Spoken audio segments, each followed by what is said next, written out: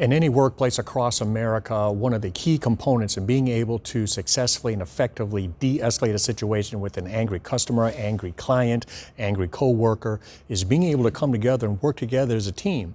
And if you are the supervisor, manager, boss, whatever, in a position of authority, you've got to be able to maintain situation awareness and command and control of your personnel. Check out this video. It just came out not too long ago of another incident at a fast food joint, this time at a McDonald's in Florida. Check this out.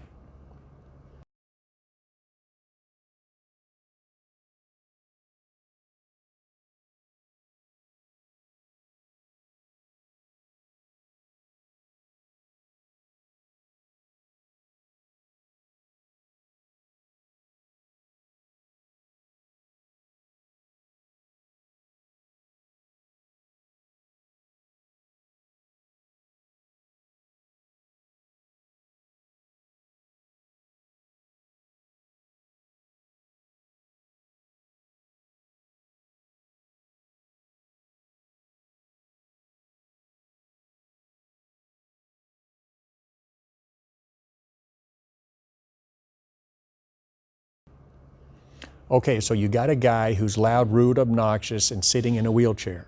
No one's being hurt, nothing's being broken, he's just being loud, rude, obnoxious. The manager standing a few feet away is on the phone, presumably with 911. Everything is under control. Again, nothing's being broken, no one's being hurt, help is on the way. Unfortunately, we have a man standing next to her who's her adult 22-year-old son who decides to let himself get so jacked up to the point that he, as you see, loses self-discipline and self-control and assaults the man in the wheelchair. Now he's been arrested and faces criminal charges. How could this situation have ended differently, have gone differently? What lessons, de-escalation lessons, can we pull out of this? Let's talk about the supervisor. Number one, again, if you're a manager, supervisor, position of authority of a workplace right there, number one, identify your key personnel who have a tendency to get jacked up and are more likely than not to handle a situation heavy-handedly. Also identify your key personnel who have a good way with people, especially under stress. For those people that you identify as having a short fuse and all that, do what you can to keep them away from situations and/or get them away from situations that are brewing, like in this case.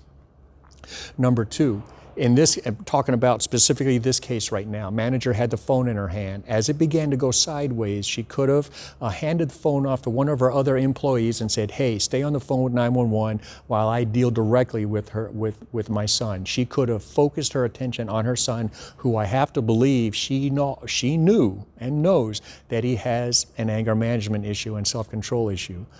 One of the other things, again, showing how teamwork comes into play, one of the other employees could have taken the initiative to either take over the conversation with 911 and/or created a distraction or engaged in some way to get the son away from that situation, just to avoid a situation from going sideways the way that it did. Now, for that guy, dude, all you had to do was walk away. Folks, take a long, slow, deep breath, assess the situation. Do you really need to get involved? Do you really need to say anything? Do you really need to insert yourself in the situation that doesn't involve you in the first place? Is anyone getting hurt? Are things being broken? Walk away. He could have just taken a position 20, 30 feet away and kept an eye on his mother in a protective manner. He did not have to do what he did.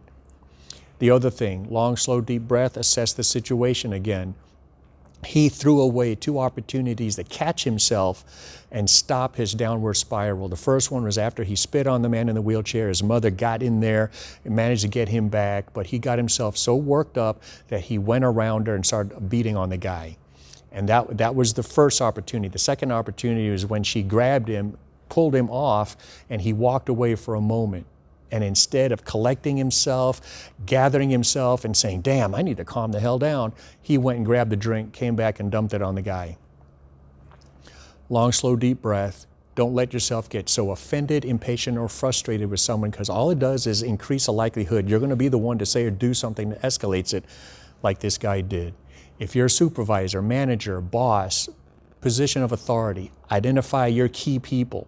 Be able to and be prepared to delegate. It's just like doing first aid. What's one of the first things they teach us? We identify someone who's in need of medical help. We quickly point to someone and say, hey, call 911.